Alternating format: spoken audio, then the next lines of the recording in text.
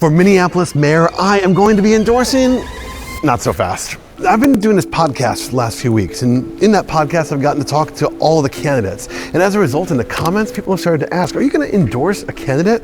But before we get to that, I kind of see my role as being one of education, to tell people about who's running in this race. So if you haven't been following along, here's who it is.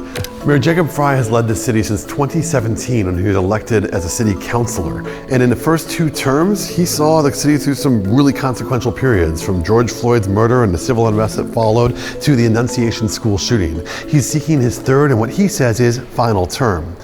Ironically, he's running against someone who's from his part of the world. He grew up in Virginia with Omar Fateh just 10 miles away. Omar Fateh is a state senator who has overseen some pretty consequential pieces of legislation in the Senate, including the Uber and Lyft bill.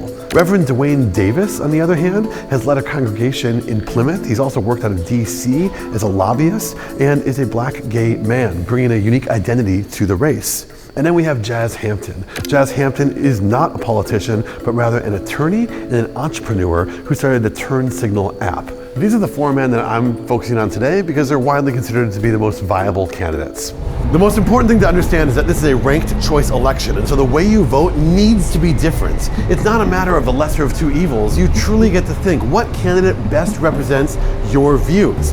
Pick that candidate, rank them number 1, and then you can pick your 2nd and your 3rd choice as well. In real terms, what this means is that on election night, they will tabulate which candidate got the most number 1s. And if any one candidate gets more than 50%, well, they become mayor. But if not, the last place candidate is eliminated, and all the people who voted for that last place candidate, their votes are reordered and redistributed to their 2nd choice. This makes it so that we have a candidate that is more representative of our whole city, and it's very important that we do our ranked choice correctly. And so my primary endorsement in this race is just to remember, this is a ranked choice vote. You gotta vote like it. So who am I gonna be putting as number 1 on my ballot? Is it going to be Jacob Frey? For me, the answer is no. Ronald Reagan famously asked the American people, are you better off now than you were 4 years ago? You have to hold the executive accountable for the state the city is in right now. And I think that even people on Mayor Frey's team would agree the city has a remarkable number of challenges. Mayor Frey's most proud achievements, as he says it himself, is standing up to the protesters and saying no, he will not defund the police. And he was vindicated by that. He was in line with popular opinion here in the city. But he also missed an opportunity. This is a guy who had the eyes of the nation, the world on him, and he could have been a transformational, generational leader in that moment. But instead, he went back to becoming quarterback of one side of a faction that has been running in City Hall. This is a city that needs unity, and I don't think that he is the candidate to deliver. And then we have Omar Fateh, a man with a lot of accomplishments. In the state Senate, he passed the Uber and Lyft bill. He made university more accessible to more people, and that's exciting.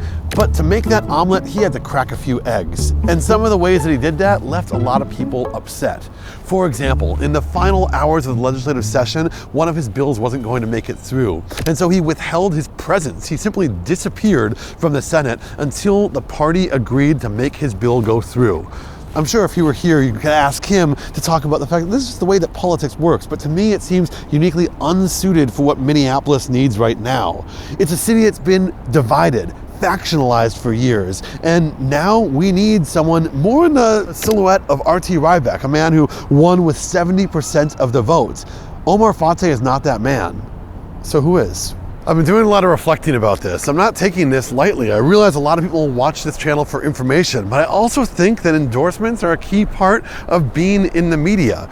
And having talked to a lot of these candidates and reflected on what the city needs, I think the answer is Jazz Hampton.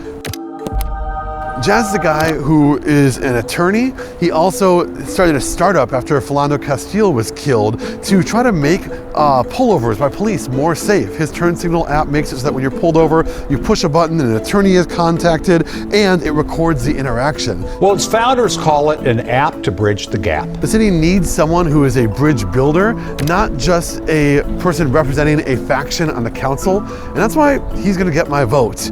Whoever you vote for, November 4th is the election day. Make sure to vote and make sure to rank that vote.